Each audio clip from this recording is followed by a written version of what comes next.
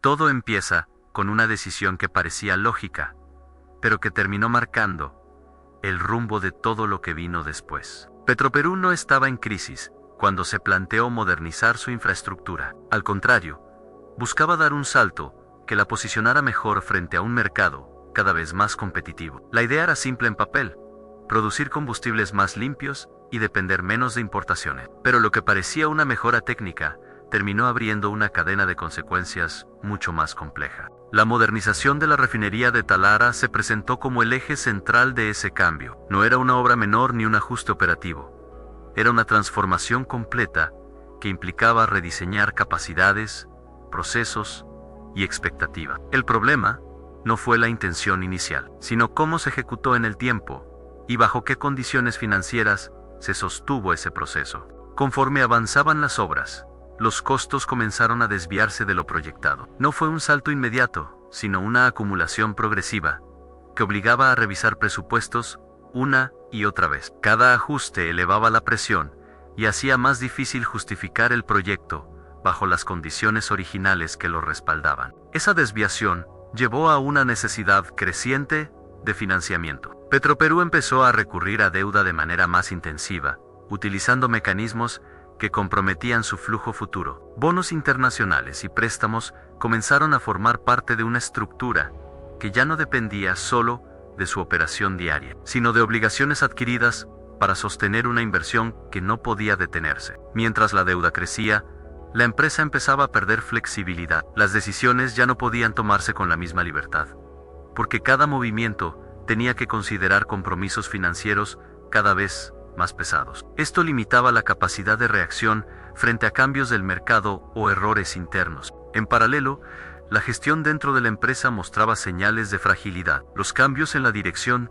no permitían una continuidad clara en las estrategias. Cada nueva administración heredaba problemas acumulados y respondía con enfoques distintos, lo que generaba una sensación constante de reinicio sin consolidación. Esa falta de estabilidad no solo afectaba la ejecución de proyectos, también impactaba en la confianza. Inversionistas y analistas comenzaban a observar con más cautela, entendiendo que la consistencia en la toma de decisiones es clave cuando se manejan proyectos de esta magnitud. Al mismo tiempo, el entorno competitivo no se detenía. Mientras Petroperú enfrentaba sus propios desafíos internos, empresas privadas avanzaban con modelos más eficientes y menos condicionados por decisiones políticas. Esto generaba una presión adicional que no siempre era visible, pero que se reflejaba en la pérdida gradual de participación en el mercado. Esa pérdida no se dio de forma abrupta, pero sí constante. Cada punto porcentual que se cedía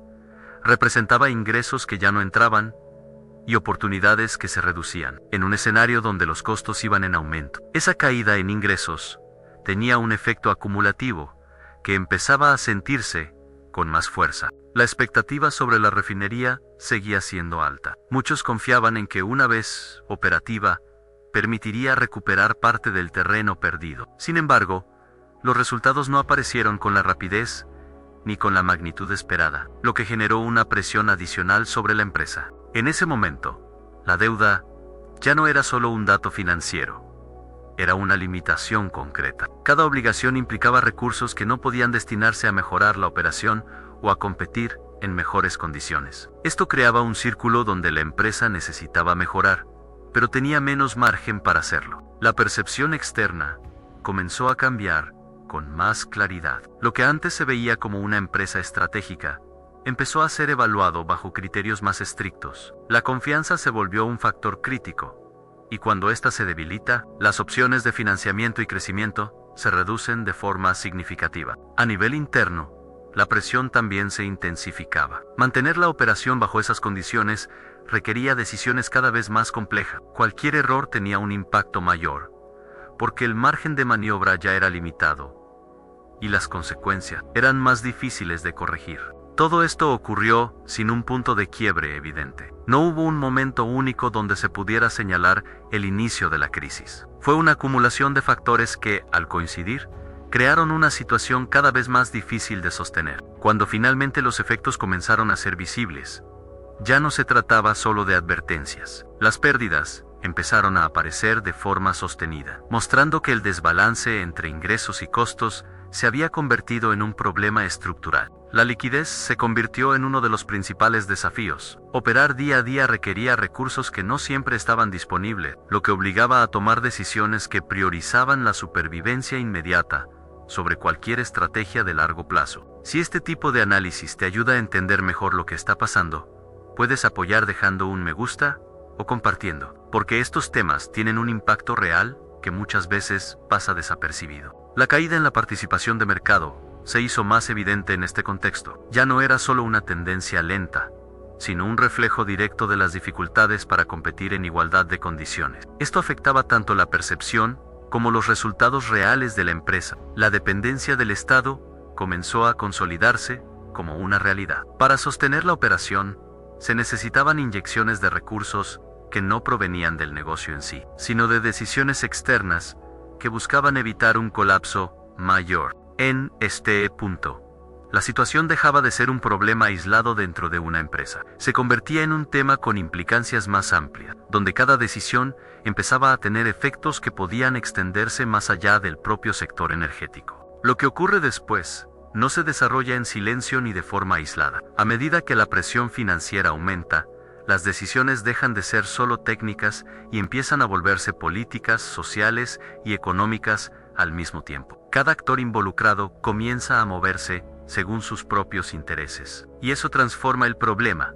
en un conflicto más amplio. Desde el gobierno se empieza a plantear una idea que antes era difícil de mencionar con claridad. La necesidad de reestructurar Petroperú deja de ser una opción y pasa a verse como una obligación. No se trata solo de ordenar números, sino de replantear el modelo bajo el cual la empresa ha venido operando durante años. Esa reestructuración abre la puerta a un concepto que genera resistencia inmediata. La participación privada comienza a discutirse como una alternativa para aliviar la carga financiera y mejorar la eficiencia. Para algunos, es una solución lógica.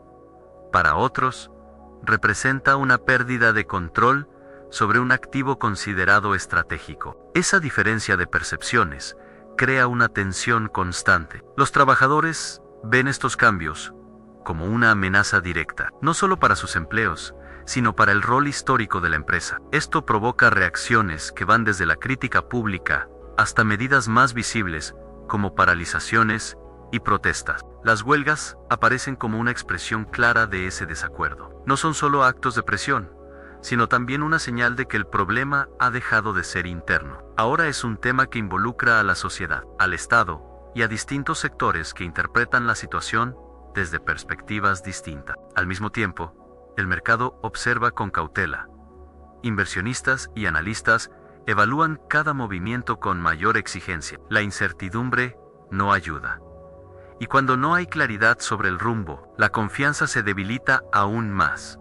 Esto limita las posibilidades de atraer recursos en condiciones favorables. El debate político se intensifica en este contexto. Algunos defienden la necesidad de mantener el control estatal, argumentando que se trata de una empresa clave para la seguridad energética. Otros sostienen que continuar bajo el mismo esquema solo prolonga un problema que ya ha demostrado ser insostenible. Esta discusión no se queda en el plano técnico, se convierte en un tema que influye en decisiones más amplias, donde se cruzan intereses económicos, ideológicos y sociales. Cada postura tiene argumentos, pero también consecuencias que deben ser asumidas. Mientras tanto, la operación diaria de la empresa sigue enfrentando las mismas limitaciones. La deuda no desaparece y la necesidad de recursos continúa. Esto obliga a mantener medidas de corto plazo que no siempre contribuyen a una solución estructural. En ese escenario, las opciones empiezan a definirse con mayor claridad. Una posibilidad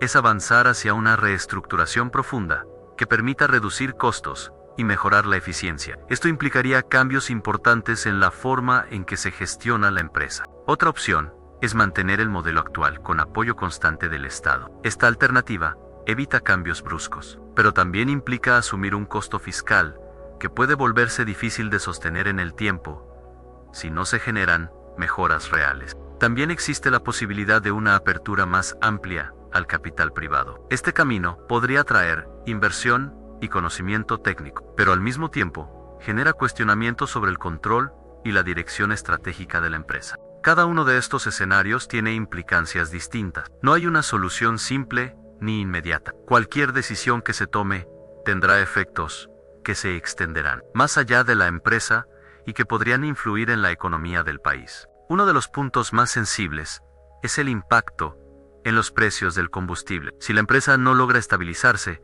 el abastecimiento y los costos podrían verse afectados, lo que tendría consecuencias directas en la vida cotidiana de las personas. Esto convierte el problema en algo mucho más cercano. Ya no es solo un tema de balances financieros, sino una situación que puede influir en el transporte, en los precios de productos y en el funcionamiento general de la economía. La incertidumbre también tiene un efecto en la percepción general. Cuando no está claro qué camino se va a seguir, las expectativas se vuelven más volátiles. Esto puede afectar tanto a consumidores como a empresas que dependen del sector energético. En este punto, lo que está en juego no es solo el futuro de Petroperú, es la forma en que el país decide enfrentar un problema que combina gestión, política y economía en un mismo escenario. Cada decisión será observada y evaluada por sus resultados. Y si quieres seguir analizando este tipo de temas que tienen impacto real, puedes apoyar este contenido